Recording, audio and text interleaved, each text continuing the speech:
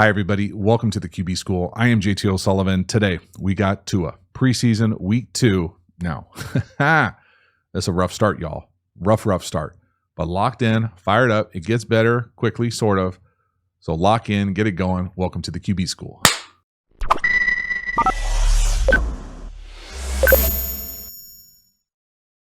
Again, before we dive into the video, quick reminder about the Quarterback School Patreon community. This group is the foundation, the bedrock of the channel. You want even more Quarterback School content, hop over and join the Quarterback School Patreon community. I appreciate it. Link in the video description. As for this video, let's get into it. Tua McDaniels, what the are we doing?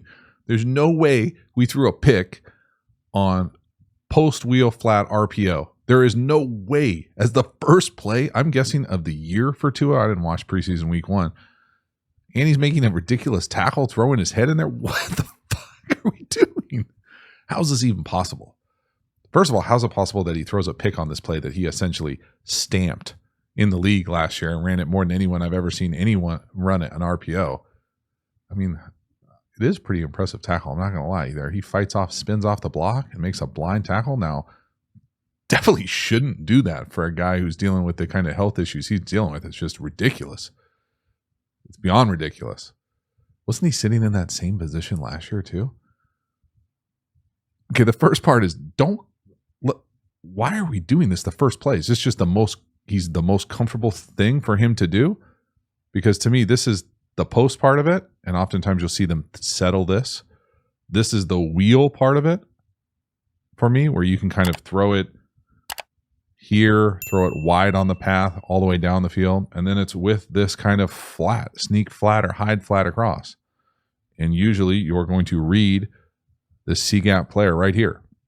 And it's just an RPO, and you've got these 3 options, and they ran it to death last year. Honestly, I thought they might shelf it a little bit this year just because everybody's going to be ready for it. But it's the first play, and we throw a pick on it? I mean, I think it's a decent read. I think 45 does a nice job of that's a pull read going that hard. Maybe you just flick it to the sneak flat and maybe hope he falls forward there's not a lot of good options here. I'm not sure what exactly he's trying to do there. I mean, I know what he's trying to do. He's trying to throw it to the post, but it doesn't look like it's there when he throws it. It looks like he goes flat wheel post. And I just don't know if you want to live in that world where you're making that read. Usually I would say it's post wheel flat. So he almost inverts the read. I mean, that's not even close, right? Jesus, that hits the guy right in the face. What a disaster. And the fact that he's sticking his face in the fan here, trying to make a tackle with the back of his head. What are we doing? Holy shit. Oh my God. And I still can't believe it happened on this play of all plays. Oh my God. What a terrible start.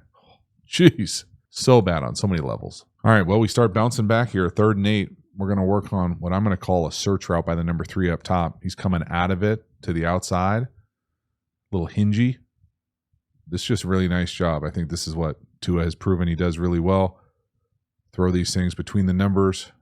Feel that kind of leverage that he's going to create off the route and just kind of help throw his guys open. So I don't necessarily love the spacing of this concept, but let's just talk about where we get the winner. So right here, he's going to come up, lean on. We're going to lean on him right here. Lean on him, and then hinge open. So hinge open means to me that you're going to open inside and kind of fall out versus like a true comeback where you turn outside and come back. So hinge out. Now, the reason I don't love the spacing here is because the other route here by the number 2 looks like he kind of runs almost like a hookish. And I think we get a short in. So to me, you're getting really close to having a lot of people in kind of the same space. But if you throw it with Tua's timing and anticipation and how he kind of gets everybody right out of the break, then I think, maybe you could make something like this work. And he certainly does make it work right here. So it doesn't matter what the hell I think. But again, I like that route at the top by the number 3 right there, hinge. But again, you can see how the hinge out and the hook up by the number 2 are kind of getting real close together. They don't even run a fin up top. They run like a stop on the outside. It's got some funky spacing for me. Regardless, Tua makes it work. I love these types of throws that take advantage of his, what I'm going to say is pinpoint precision accuracy, gets the ball out of his hand quickly. First down, let's go. Another kind of WTF moment right here for me is we're taking a shot here off a split flow action screen. I mean, I like Tua. I've always liked Tua, but I'm not necessarily like invested in the Dolphins' success one way or the other. I'm certainly pulling for him, but what we're asking the right guard to do here, you can't have happen in the league, you guys. We're calling this play to not have a hit on the quarterback. And that looks like J.J. Watt coming downhill from half a decade ago, destroying the block. There's no way you can let there is no way you can let your quarterback get hit like this. The right guard's just out of control on a screen, in what I'm going to call is a backfield screen. Even though it's to the tight end, it plays itself out like a backfield screen. There's no way you can get hit. You're calling these to not get your quarterback hit. What a terrible executed football play. And so, especially for this guy to take these kinds of unnecessary hits in this type of game, y'all, I would be coming out of my skin. I would be furious if I had anything to do with Tua's health here. These hits in a preseason game on a screen and an RPO. What? Halftime, you dig the channel and you haven't already, please like, subscribe, hit the bell, get the notifications. I sincerely appreciate you subscribing to the channel, so thank you for doing that. We've already talked about the Quarterback School Patreon community. Jump over there, join, become a member, get even more Quarterback School content. We also have a bunch of Quarterback School courses. This is the most in-depth premium content available through the channel. You can enroll in the link in the video description. We have a bunch of free resources available. All of those can also be found in the video description. And then finally, make sure to follow me across social media platforms. I appreciate your support. As for this video, let's get back to it. That being said, this next one is exactly what I would want to have seen the first play of the game. In fact, I would want to see this every series. Catch, throw. That looks like it's almost like a double screen where it could be a screen up top as well, potentially reading someone. But again, get the ball out of your hand. Boom, catch, throw. I mean, I can't be the only one thinking we're going to get this, right? Like everybody in the league has to be thinking this is what they're going to do. Surely they're not going to RPO him and have him hold the ball and get shots fired, shots taken all the time. Just get the ball out of his hand. Catch and throw. Now, for a lefty, this is harder, in my opinion, to go to your left. See how he's got to kind of watch him catch and spin. So, boom, lined up throw.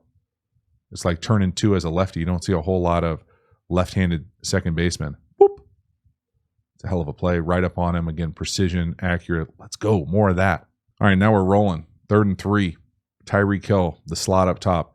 Absolutely murder, destroys, eviscerates the poor slot. 0.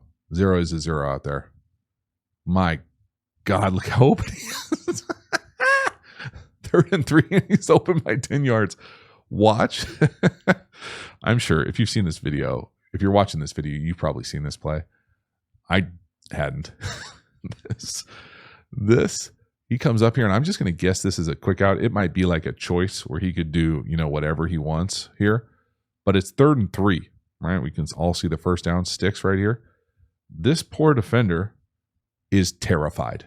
He is literally, he's out here and he turns and almost runs his ass out of the screen. It is crazy. This is what Tyreek Hill brings. This is it. Yep. See ya.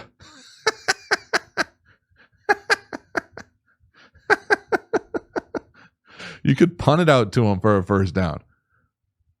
I love it. That dude is, hey man, he is special quicks. Special. Oh my God. Next one here, 3rd and 2. Little meshy railroad. We're going to hit the back on the rail out. Again, love the fact that we're getting the ball out of our hand. Make one guy miss. Big chunk down the sideline, punt return right. I really like this design because if the back's not there, we've got Hill coming across on the meshy under. So we'll see the mesh here. We get a little accidental on-purpose pick. But for Tua, this is just a really nice job getting the ball out quickly, right on the running back's path. Again, the read or routes here, I honestly feel like I draw this up every single video, but we'll do it right here. Rail. So he puts it right on him here. If he didn't do that, you'd keep running. Okay, the second read of this, I love the fact that they've got Tyreek Hill here. He's the one doing the shallow under. So it goes one rail, 2 shallow under. Now on the front side, it plays out with essentially a deep hook over the ball. And then here's the mesh part. The mesh part, he comes out, he actually gets a full-on accidental on-purpose rub. And then he would come over here and run the rest of the mesh.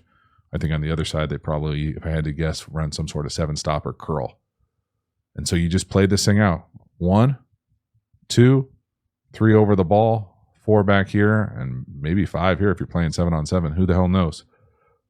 But I like the fact that they're calling this type of play. Everybody runs this play. Tua gets it out of his hand quickly. And again, it's the accuracy that allows the back to be able to go downhill, put a move on, and go get a first down plus some. So it's the accuracy, the decisiveness, getting the ball out where you want it to. We're not taking unnecessary hits. We're not putting stress on the offensive line. 3rd and short, first down, make one guy miss, and it can turn into a nice little chunk. Last one here, really nice ball to the number 3. Again, what I'm going to call a search-ish route. This time he comes out more like a comeback. Tua actually hesitates, or I think this would be an even better play. You can watch him kind of like pull this thing down right there. You can kind of see him twitch like he wants to throw it right there and doesn't. He just doesn't trust zero coming out of it yet. He's got to see him come out. There he sees him come out. And again, the ball is perfect. But you can see how close that is to the other defender getting his paw on it. He might even tip it. Regardless, I think it's a really nice job. So Tua does such a good job of feeling these guys kind of lean and then break away from defenders. So if we're going to lean on this Mike linebacker type, you're going to lean on him. Last time we showed the tight end hinging inside open. This time we do the more traditional like comeback, like out of it. And so I think he could have thrown it. You can see here when we go back, he kind of hesitates at the back, like, and then he lets it go, and it makes it a little bit closer to this underneath coverage. He's then able to come off and potentially get his paw up and knock it down. But this guy's, he's not knocking it down. It's a great job from the number 3, kind of creating space. Go get that first down. And again, just watch Tua kind of that hesitation right there. See him kind of pull it like he's going to throw it. Doesn't. That makes it just a tick late. But again, the precision beats the defender. The accuracy at a premium. Again, I love just leaning on him, come out of it, boom. I mean, that is breaking someone down at the top. 4-6 probably doesn't have the hips to handle that. That is nice. Big time. So that is a wrap. Tua, preseason 2023, week 2. I mean, what a disaster, dumpster fire start. My God. I mean, and the fact that it happened on that play, to me, makes it worse if possible. I mean, not only is it an interception and then he's sticking his face in the fan to tackle with the back of your head, it's almost like shockingly bizarre. Like, just imagine if he would have gotten hurt. Like, I honestly can't. That's how it would have been that kind of bummer, terrible, just horrific start. Bizarro, terrible, bad start.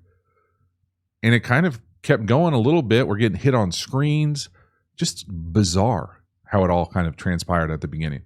But I think they eventually got into a groove of getting the ball out of his hand quickly, of being able to use his accuracy, his anticipation between the numbers, what that looks like this year moving forward, just being able to be consistent and precise with what that looks like and take away any of those potential big hits.